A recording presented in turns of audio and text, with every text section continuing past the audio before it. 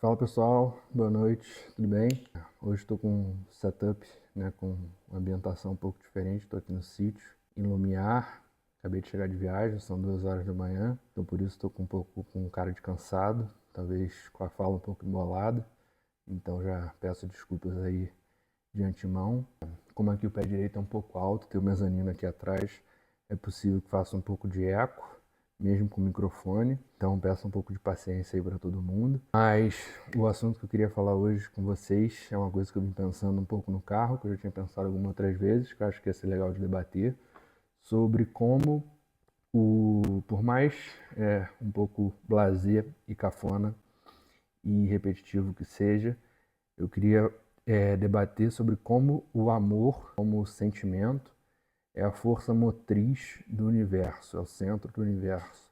Não de forma talvez literal, física, né?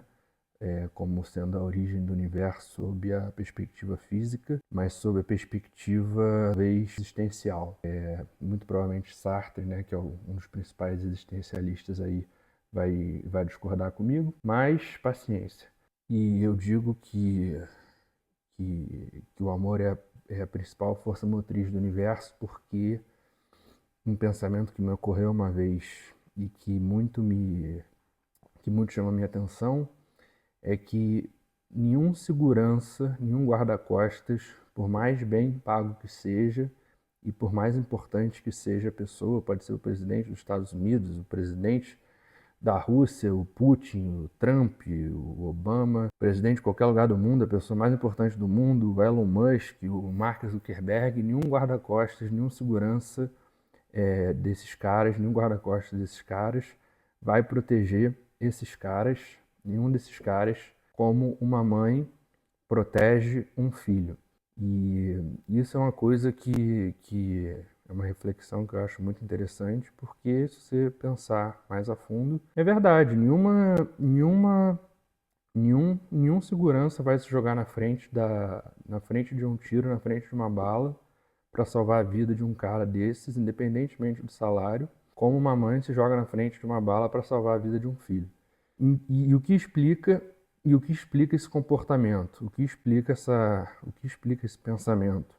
Você pode oferecer 2 milhões de dólares por ano para um cara desses e falar que a missão dele é proteger o, o Elon Musk, o Trump, qualquer cara que seja. E na cabeça dele, ele tem aquela missão, ele tem aquele trabalho, mas no fundo, ele sabe que, na pior das hipóteses, por mais que seja o serviço secreto, por exemplo, porque o segurança dos Estados Unidos não tem segurança, o presidente dos Estados Unidos não tem segurança particular, né? É o serviço secreto que faz a segurança do presidente, entre diversas outras obrigações, né, que o serviço secreto tem, que muita gente não sabe. E não que eu saiba, né? Eu sei que tem outras obrigações, mas não sei quais são exatamente. Eu sei que tem algumas outras obrigações aí. E então o serviço secreto é um pouco diferente de segurança particular, porque tem toda a questão de carreira e tal, não sei o quê.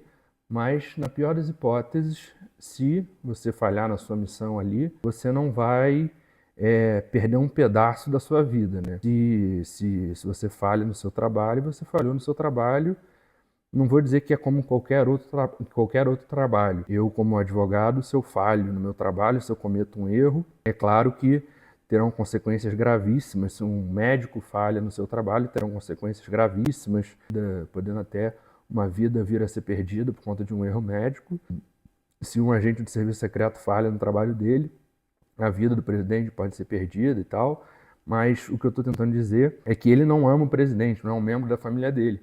Então, ele vai, obviamente, dar a vida pelo presidente.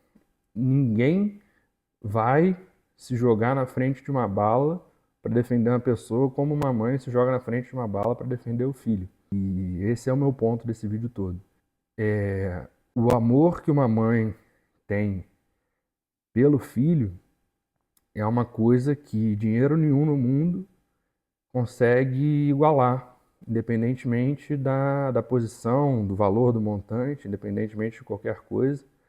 E, obviamente, assim, as famílias têm suas diferenças, as pessoas têm suas realidades diferentes, as pessoas têm seus relacionamentos diferentes. E aqui eu falo pela minha experiência com a minha mãe e, e pelo que eu observo ao meu redor, com as pessoas que eu tenho proximidade. Eu posso afirmar com todas as letras que a minha mãe se jogaria na frente de um tiro para me salvar com muito mais afinco do que qualquer segurança de qualquer presidente bilionário da face da Terra. E disso eu não tenho a menor dúvida. Então isso para mim é o exemplo mais crasso, né, mais latente de que o amor supera o dinheiro em todos os sentidos. É que nem aqueles vídeos que as pessoas fazem para ganhar like, né, de quase um clickbait, digamos assim, para chamar a atenção. Tipo, você prefere 10 milhões de reais ou não sei o que lá, você prefere ter câncer ou 10 milhões de reais. Aí a pessoa vai fazendo várias escolhas, não sei o que, até que o momento que a pessoa escolhe, você prefere ter 10 milhões de reais ou acordar amanhã vivo. Aí a pessoa fala, eu prefiro acordar amanhã vivo. Aí o entrevistador fala, tá vendo? Então a sua vida vale mais do que 10 milhões de reais, você tem que dar mais valor à sua vida, blá. Assim, esse conteúdo é um pouco raso no sentido de que, assim, claro que a vida vale muito mais do que qualquer dinheiro e tal, a nossa vida, porque não adianta nada a gente ter 100 milhões de dólares se a gente não tiver vida. Porque a vida é o mais importante de todos os bens. Não bem, porque a vida não é um bem, né? Mas a nossa vida é a coisa, no sentido amplo, que a gente possui. É a coisa mais importante que a gente possui. Então, da mesma forma que no outro vídeo eu falei que não adianta a gente fazer nada se a gente não dormir bem, não adianta meditar, não adianta ler, não adianta se exercitar. Se não dormir bem, não adianta nada você ter bons relacionamentos interpessoais, você ter dinheiro, você ter qualquer coisa se você não tiver a sua vida, se você não estiver vivo. Não adianta nada você ter dinheiro, você ter não sei o que, você ter não sei o que, se você não estiver vivo. Não adianta. Então a vida é o seu bem, por mais que não seja um bem material, é um bem imaterial, mas é o seu bem, é a sua posse, digamos assim, mais importante. Porque sem a vida, o resto não serve para nada.